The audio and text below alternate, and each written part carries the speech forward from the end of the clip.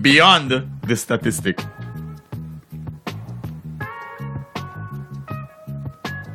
And like so many other societies, we too have learned how to lie with statistics. So at a statistical level, we are boasting that we have reduced poverty. But when you travel to certain segments of Vincentian society, you wonder about that. Because you see the reality rather than the mere statistics that have been put before you. And you understand that there are levels of poverty. You understand why we don't want to talk about the level of prostitution in our society that is associated with impoverishment. We don't want to make the link between increased criminal activity and impoverishment in Vincentian society. And we find all sorts of cockamamie explanations to give as to why we have increased numbers of murders so regularly in this country. When a prime minister, a minister of national security, can, instead of offering new programs for combating crime, turn around instead and beg the criminals, please, no more for the year, then you know that we are throwing our hands in the air, essentially. When they are celebrating the Pan Against Crime initiative, you ask yourselves, hello, where in this country has crime been stopped as a result of the Pan Against Crime initiative? Where? Where is the evidence of that? We like to create things and build all sorts of fanciful theories around them. We don't seem to like truth. No one has been able to show any critical relationship between the Pan Against Crime initiative and the incidence of criminal activity in this country. A reduction in criminal activity in this country.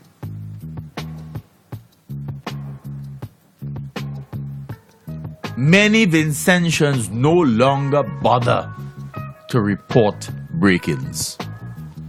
They are so frequent that they're not even bothering. Because they recognize that the police cannot help them.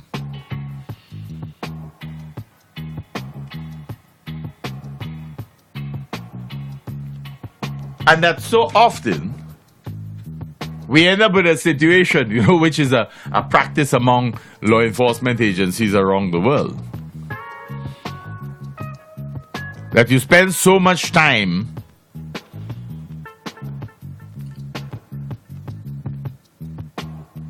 not getting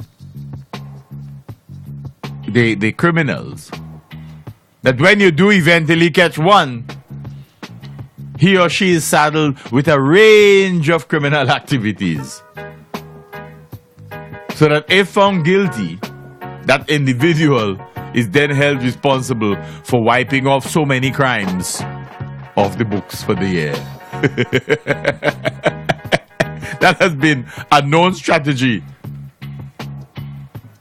of law enforcement agencies for many, many years. That's how they lie with statistics. So when you can't catch a criminal for one thing, the more the thing keeps happening, you identify the same criminal. So when you catch one, all those crimes are wiped off the books. An old strategy. In St. Vincent and the Grenadines, we simply have too many crimes being committed. And on an almost daily basis, people's houses are being burgled. We have murders. But now, we have the inevitable consequence. people not waiting on the law enforcement agencies to exact justice. That is our new trend. The public have come to recognize that justice is hardly ever being served by our law enforcement agencies. They are now exacting justice on their own. And our police commissioner, poor fellow just getting on the job, is trying to say to the public, you can't do that. You ought not to do that. You are not the determinants of justice.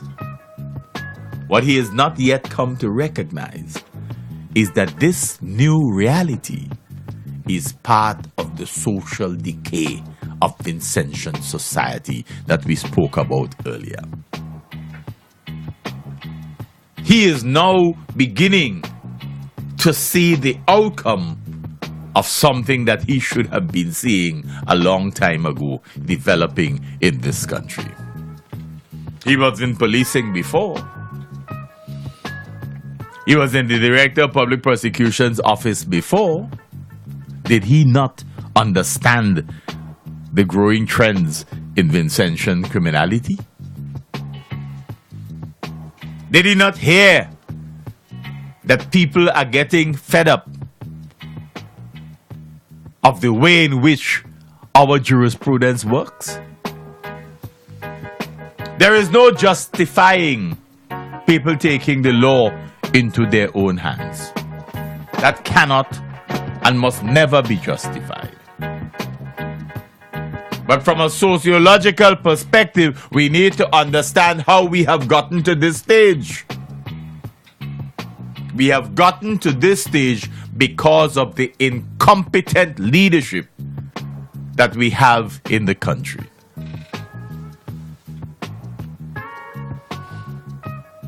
And that incompetence has been made manifest in the way in which we have identified and put in place successive commissioners of police.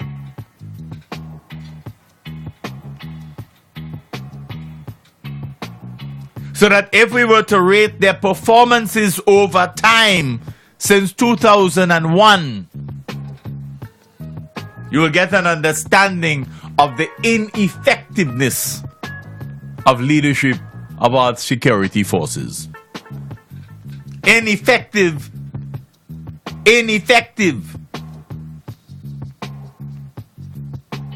So that we have seen a constant upgrade in criminal activity. Upgrade.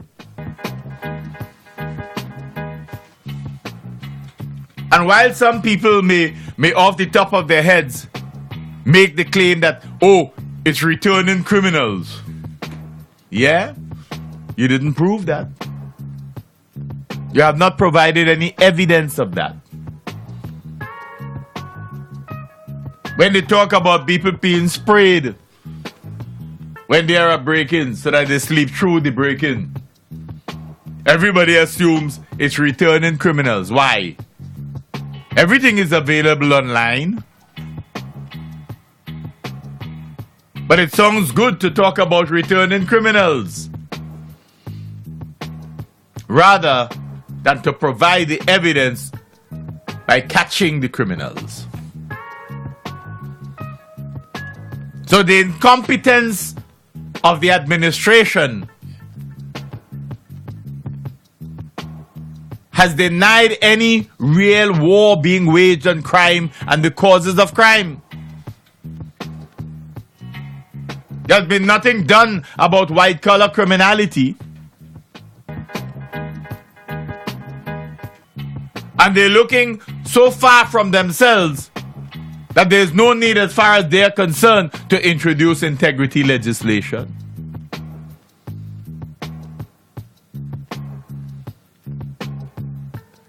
And then we're ready. We have become the leaders of nolly-processing in the world.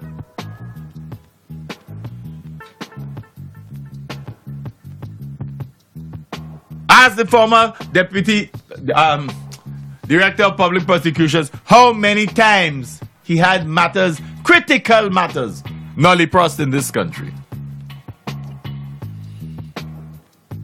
And why were they nollie-prost?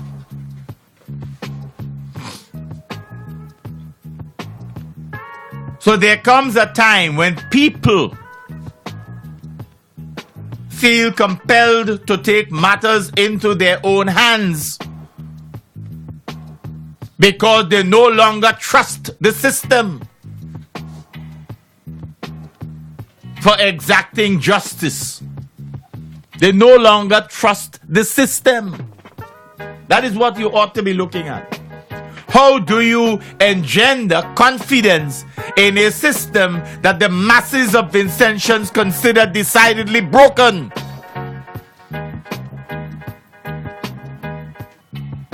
So we are not here encouraging or supporting the fact that we have in the recent past 3 situations where the public have exacted their own form of justice.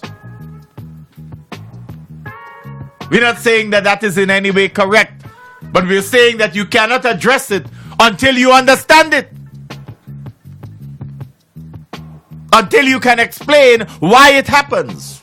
What has led to it? What are the critical causal factors? And how can we then address those causal factors?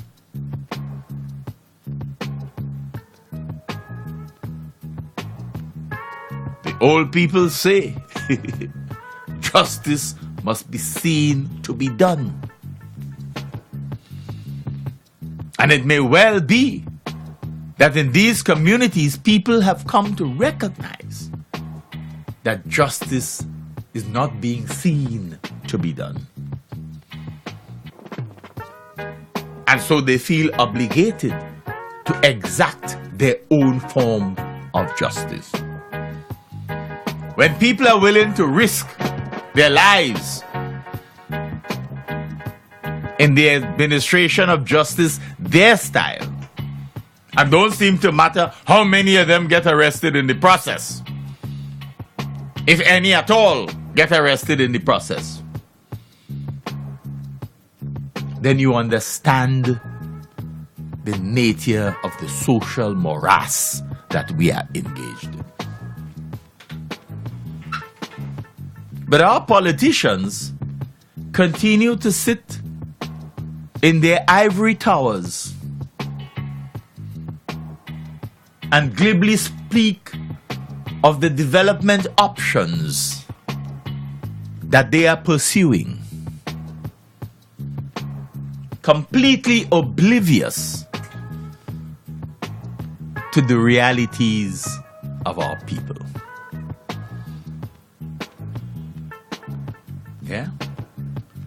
What are those realities?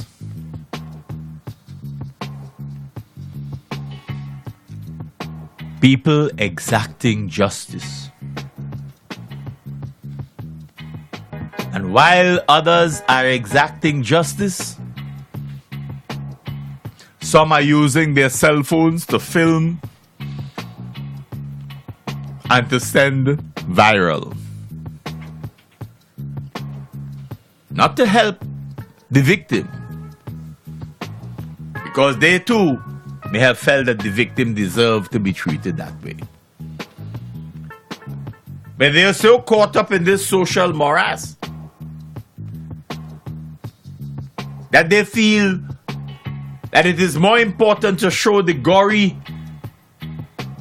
despicable details of somebody being beaten, attacking a woman who was at the time holding her baby and almost losing her hand. But you film it and you send it viral. Then we have the second case, recent case.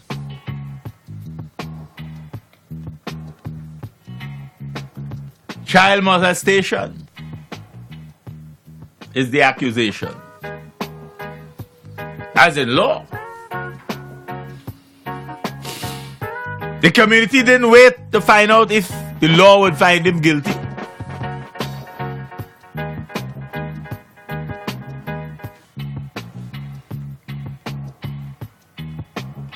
So they lick him up. And they felt it incumbent upon them to lick him up.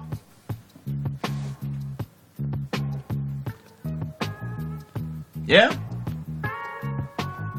And that too, that video also went viral. Okay. And then the most recent case. At a funeral. The man burying his wife at her funeral. Members of the community somehow felt that he was responsible for the person's death, regardless of what the court say, of what the official report was. Members of the community felt that they needed to exact their own form of justice. Didn't matter what the autopsy said. They had their own views. And they exacted at the funeral service what they thought was their form of justice. They lick him up.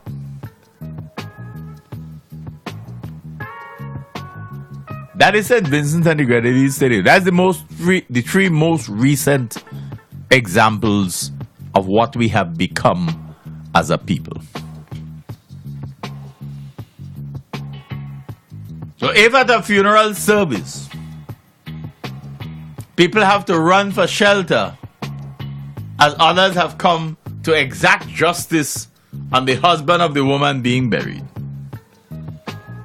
they didn't seem to care whether in the process anybody else had gotten struck. They came for a specified purpose. That is St. Vincent and the Grenadines today. You know. The police are powerless. So in the process, when this is happening to one side, and the world gets to see it because everybody taking little videos and sending them viral, we are told that our police are cleaning up certain areas, perhaps helping to beautify the communities. A crass misunderstanding of the process. So while a new type of criminal activity is taking root in Vincentian society, we are seeing the police being advertised as cleaning up two communities, as in physical cleanup of the communities. Nice, isn't it? Very nice. It shows a total misunderstanding of what this country faces at present. But you know, dear friends, there's more that we need to tell you about our society. You see, because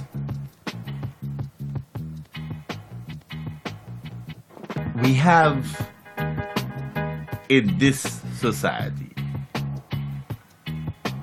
a situation where our leadership leaves much to be desired. We have pointed out that it is difficult to understand how our country and the rest and several other CARICOM countries can still their tongue on the tragedy that is Venezuela today. It is one thing to be grateful that the Venezuelan government has facilitated funding or assisting us with PetroCaribe. It is one thing to be grateful that they have assisted us by waiving or cancelling some of our debts relative to the airport and airport construction. That's one thing.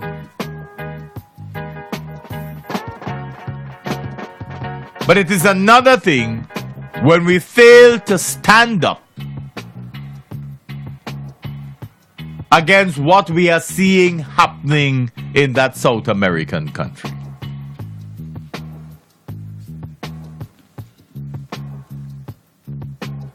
You know, during the period of slavery, we understood that for some people it was okay to sell human beings into slavery.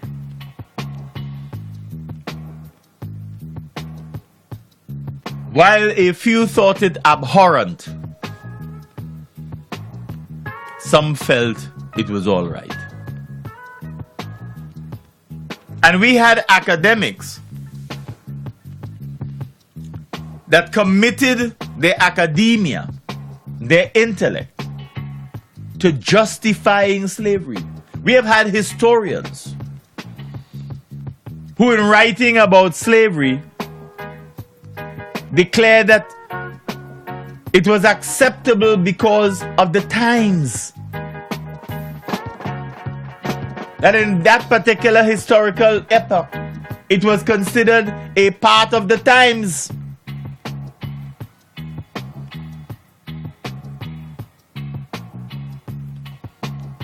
In the same way, dear friends, we had people who were avowed scientists attempting to justify racism by explaining that black people had longer jaws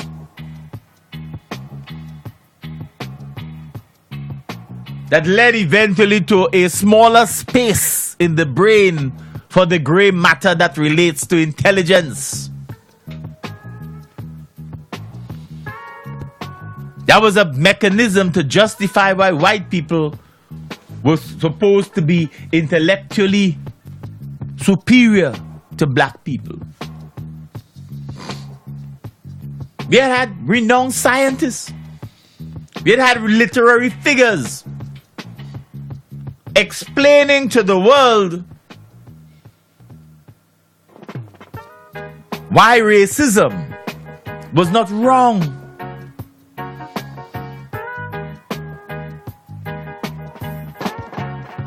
We had people who justified why it was necessary to have white people sit in different parts of a restaurant than black people, and why they must use a different washroom and toilet and so on. We will always find people who justify wrong.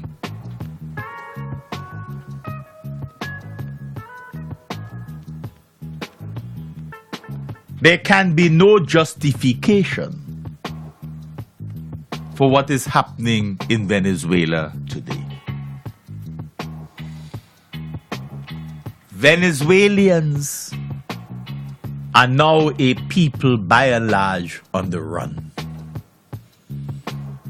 Witness Colombia. Witness Trinidad and Tobago. Witness several Caribbean islands. Witness other parts of the world to which Venezuelans are running for their very survival. Are they all telling lies as to what has become of their once treasured, valued society? Are they all telling lies? And so we must ask ourselves whether the CARICOM decision in respect of continuing to support the Venezuelan regime as it now stands and the Venezuelan people are based on a rationale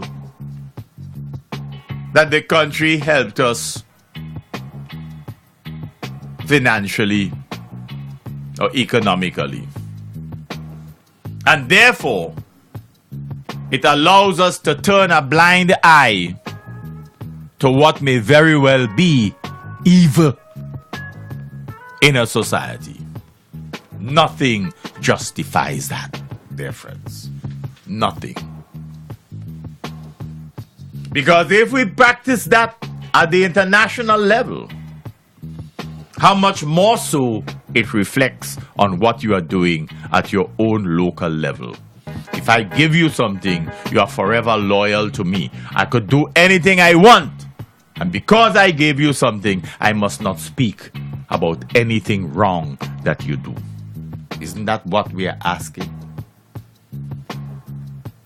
Isn't that what we are asking? Let's go back to how we started this program. That even those who are given the menial task of cleaning the roadsides from time to time during any given year, they're increasingly compelled to believe that they should wear something red to show their gratitude to the ruling regime of the Unity Labour Party for giving them something to put on the table. And therefore, blind loyalty is expected. So you extrapolate that to the international level now. And Venezuela gave us some assistance. And therefore, rather than compel CARICOM to investigate for themselves what is happening in that country and to tell their people and the rest of the world what they have found by their own investigation, we jumped to the defense because we got some assistance from them. We have lost the moral strength. We have lost the moral character.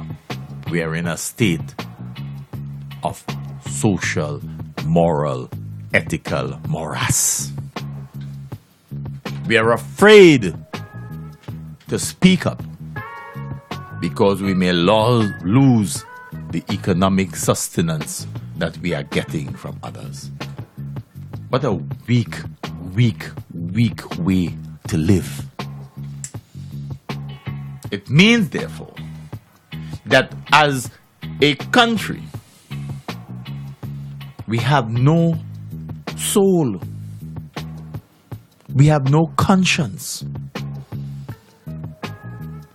That we can sell ourselves for a few pieces of silver.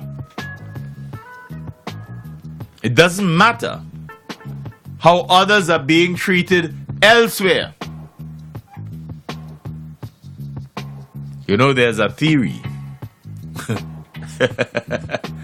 that when another country gives you aid, they're taking from the poor in their country, ultimately to give to the rich in the poor country. And sometimes you need to ask yourself, if that is not true,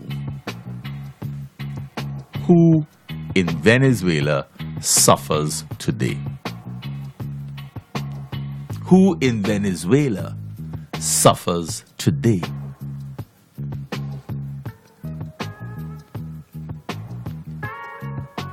As a people, dear friends, we have to take responsibility for our actions.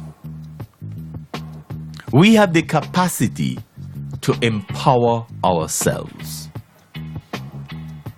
We have the capacity to think for ourselves, not be led by the noses by politicians who are committed to playing games.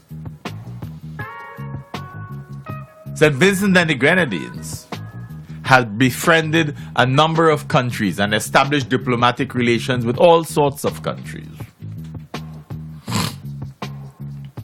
Why?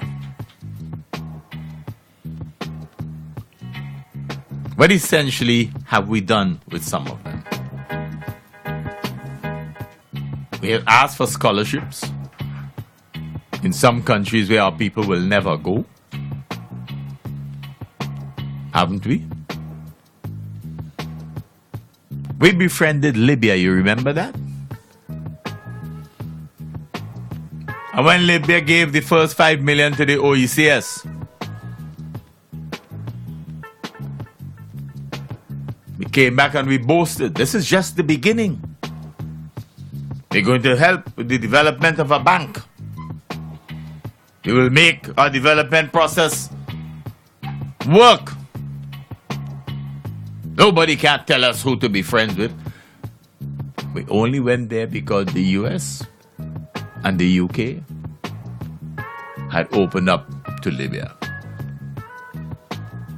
And then when they went after Gaddafi, we all stayed silent. So much for our friendship and our bilateral arrangements. We shut up. When Gaddafi died, we said nothing. Yeah? We made good friends with Iran. Now that the US is targeting Iran again, we are silent. So much for our valued relationships. We have started discussions with Qatar. And a number of countries around the world have started to finger Qatar. And we are once more silent. We open up relations with these people, you know. But when things not looking so good from the perspective of other countries, we stay silent. But with the Venezuelan situation, we claim to have gotten so much assistance from them that we can't stay silent. We can't stay silent. We have to talk on this one. But what is the basis of what we say? How much of what we say is predicated on the assistance we received and hope to continue to receive? How much of what we say is based on any genuine investigative work? Or is it that we owe so much to them that we're not prepared to do any investigative work? So who cares about the number of Venezuelans that are killed?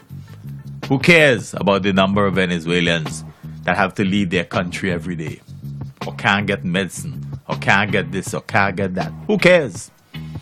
All that matters is that we continue to receive assistance from that country. It doesn't matter how impoverished the country becomes. It doesn't matter how many people die. What matters is that we benefit. What a way to live. What a way to lead a country. And we seem contented with that. And we expect that Vincentians would understand the stance that our government has taken, the stance that CARICOM has taken.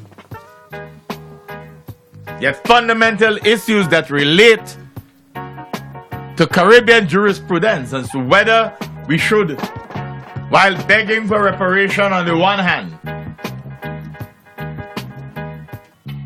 refuse to make a positive decision in support of the Caribbean Court of Justice. And we don't see that contradiction. We leave that alone. When at home we have proven ourselves incapable of addressing the situation of crime, we still pay musical chairs with our commissioners of police.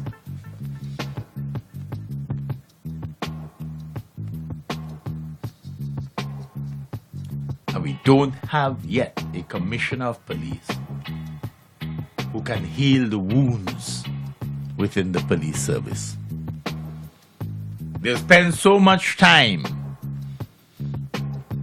playing musical chairs with the police service, that the police service itself is as divided as the rest of our country. Every institution in St. Vincent and the Grenadines is now politically divided. There is not a single institution that you can point to in St. Vincent and the Grenadines that has not been rent asunder by the political praxis of the last 17 years, the politics of division. St. Vincent and the Grenadines' development is lopsided because it is not a matter of all hands on deck. Too many people take lightly the situation with the Argyle International Airport. What should have been a national project was sold to the nation, marketed, promoted as a party political project. That has marred and continued to mar that institution. It ought never to have been that way. It should have been declared a national project. But when one party seemed to have had a monopoly on being able to have rallies in the lead up to elections, to have rallies there, and when on the day of its opening, somebody with some modicum of authority allowed for the construction or the embedding of a star, the symbol of the ruling regime, in concrete as a feature of the opening ceremony, then you understand how much of a political partisan project it has been. The removal after the fact does not change the fact. When it mattered, the star was there. When it mattered, the star was there. It's not St. Vincent and the Grenadines that was invited to the opening, you know. Not St. Vincent and the Grenadines. That is our reality, dear friends. We are today a very, very fractious society. And 17 years of that means 17 years of socialization into that type of reality. It is not surprising we are seeing groups of people taking matters into their own hands. It's not surprising that we continue to see increases in the number of murders, increases in the number of robberies, and we've seen the systematic emergence of what some people are already calling the Vincentian rape culture. All of these evidence of the social morass. Increasingly, we recognize a sort of growing moral decadence amongst our politicians, even the young ones, who seem to believe that women are their playthings, and it is all right to have this smallie, that smallie, and the other smallie. And that is why when you had the case of Yogi Farrell front and center, it was propitious that some people didn't talk on the matter, because many of them know why they can't talk on the matter. How different are they? How different are they in terms of their own lifestyles? Old people say St. Vincent and the Grenadines is a small 2x2 country and nothing stays secret. So it means that everybody knows. That people are so scared about recrimination that they speak only in small corners and rather softly. But more Vincentians know the truth than is always made known. This is what we have become as a society, dear friends. This is St. Vincent and the Grenadines today. Do we like it so? Or is it that we are prepared to accept it because we can do no better?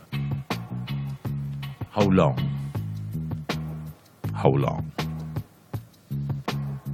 Today is the 2nd day of June 2018 and it marks 4,176 days since the disappearance of SVJ Air J8VAX, which disappeared on Sunday the 19th of November 2006 with pilot Dominic Gonzalez and Rashid Ibrahim. Today also marks 2,753 days since the disappearance of another SVJ Air aircraft J8SXY, a Cessna 402 piloted by Suresh Lakram, called out on Thursday, the 5th of August 2010 to take care of a mercy mission in Canouan. In both instances, the one coming from Canouan to St. Vincent in 2006, the one going from St. Vincent to Canouan in 2010, they disappeared without a trace.